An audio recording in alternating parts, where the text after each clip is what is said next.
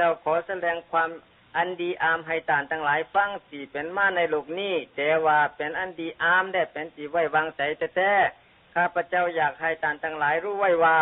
เพื่อว่าอยากให้ตานทั้งหลายได้ตั้งหนิมออกตั้งสนุกนั่นแหละอันนั้นเป็นอะไรจ๊ะอันโน้นเป็นอย่างนี้พระเยซูลุกจากทางสายขึ้นดิบมาแล้วแต่ว่าตานตายที่ไม่กางเขนใส่หรือ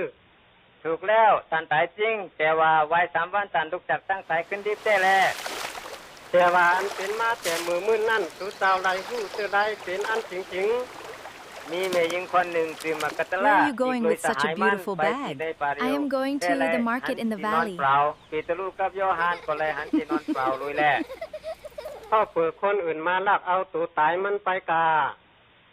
ที่จะลักเอาตัวตายมันไปนั่นบ่ไรโดยเหตุว่ามีทหารเฝ้าอยู่เสมอไปจากตายขึ้นดิบแล้วมีคนอื่นใดหันพระเยซูฝังตาถูกแล้วมีคนใดหันเป็นหมักเป็นหลายแต่ยังมีมารีมักกะตะลาใดหันตานในสวนวิญญาณเป็นที่ฝังตานนั่นแหละที่หลังมีปีตรุอีกโดยคน500คนใดหันตานแทงแล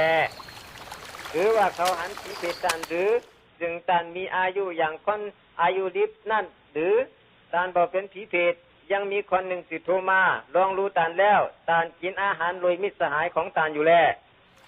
ผีเพศก็ลองรู้ไล่ก็กินอาหารได้พ่อสันได้ตานได้ก็จากตายขึ้นมาตาพ่อเปือว่าตานเป็นดุจพระเจ้าสันนั่นตั้งใจบอกเป้ตานใดอันนี้ตานแสดงเลืองตานเป้ซาตานผีให้แล้วพระเจ้าไลเทศนาว่าการพระเจ้าเยซูบอกก็จากตายขึ้นดิบมานั่นบ่มีประโยชน์สังตานทั้งหลายยังมีอยู่ในบาปตัวอยู่แลขอให้สักเสริญพระเยซูพระเยซูก็จากตายขึ้นมาแล้วคริสเตียนเรากูตายหรือบ่ต้องโกเมื่อคริสเตียนเราไล่ตายไปสักคนนั่นสักไล่ไปรอดถึงที่เมืองฟ้าสวรรค์ลุยพระเยซูกำเดียวแลว่าเดี๋ยวนี้พระเยซูมีที่ไรตาตานมีที่เมืองฟ้าสวรรค์และพัฒนาให้เราอยู่ทุกเวลาแลการตานอยู่ที่เหนือเมืองฟ้าสวรรค์นั่นตานสักไกลจากคนต่างหลายที่มีในโลกนี้แลปัจจัยแท้ๆตานมีอยู่กับเลยคนต่างหลายที่ยุ่มเจอเขานั่นแหละตานสอนให้คนทั้งหลายปือบ่ฮือผิดตั้งไปเมืองฟ้าสวรรค์นั่นแหละถ้าเยซูจะกลับขึ้นมาในโลกนี้หรือการถึงวันที่สุดท้ายนี้ตานจะกลับขึ้นมารองโทษปันติคนตายและคนดิบอยู่แลคนที่ละยุ่มเจอตานทั้งหลายนั่นจักละอยู่กับตานสืบต่อไปเป็นนิรันตราแต่แล